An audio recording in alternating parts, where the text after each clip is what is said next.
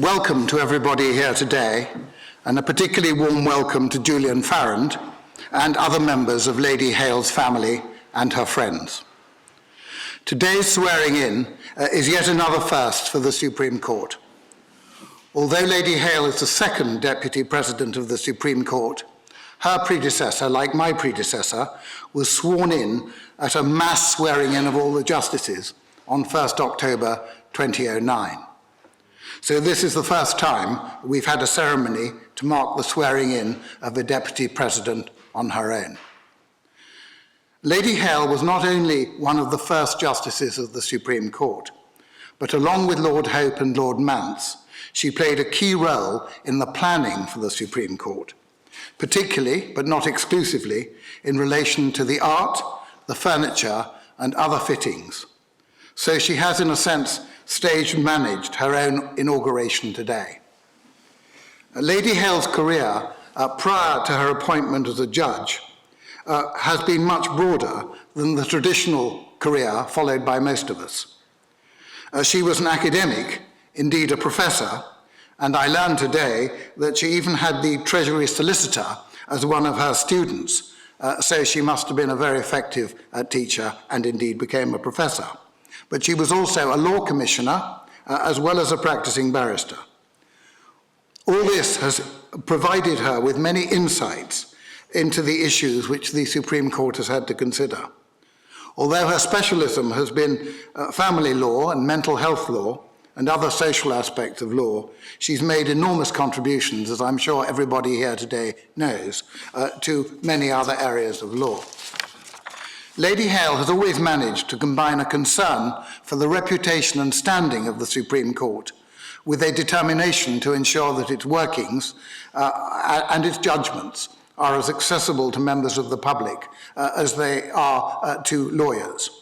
Her desire to connect with non-lawyers as well as with lawyers is plain from the fresh and engaging style with which her many judgments are written.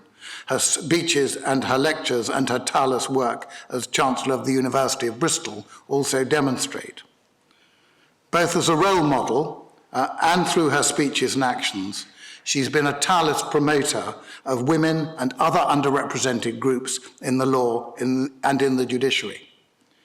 She is, according to a very recent survey, the fourth most powerful woman in the United Kingdom, so we, her male colleagues, had better watch out.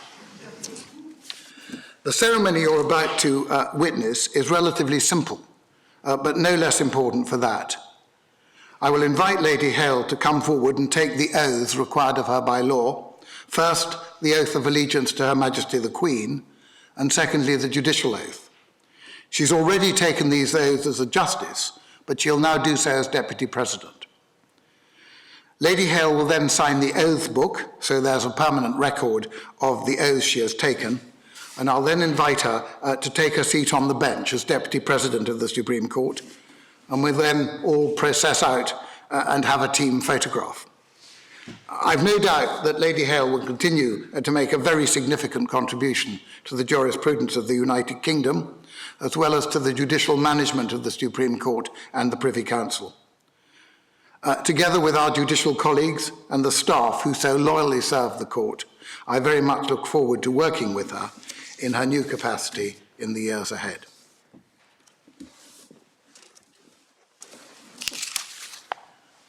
I invite you to come forward to take the oaths as required by law.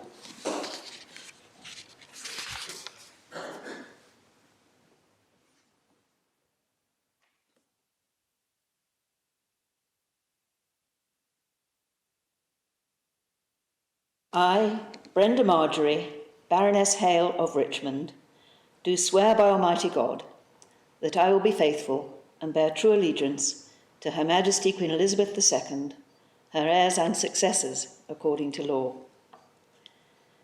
I, Brenda Marjorie, Baroness Hale of Richmond, do swear by Almighty God that I will well and truly serve our Sovereign Lady, Queen Elizabeth II, in the office of Deputy President of the Supreme Court of the United Kingdom, and I will do right to all manner of people after the laws and usages of this realm, without fear or favour, affection or ill will.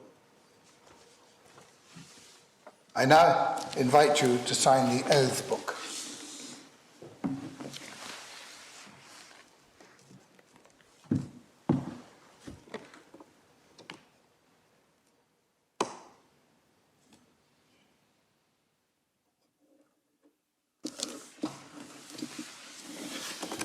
I have great pleasure in presenting you with your letters patent in a very heavy box.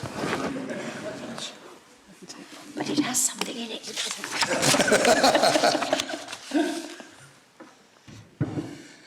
I now invite you to take your seat on the bench as Deputy President of the Supreme Court.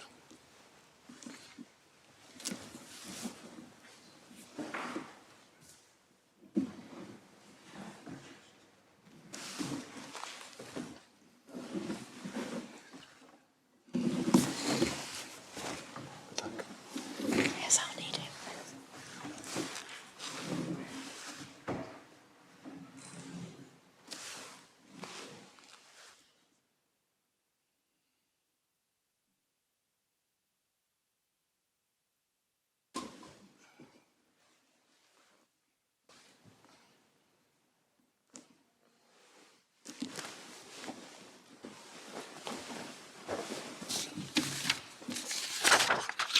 Thank you all very much indeed for coming. The court is now adjourned.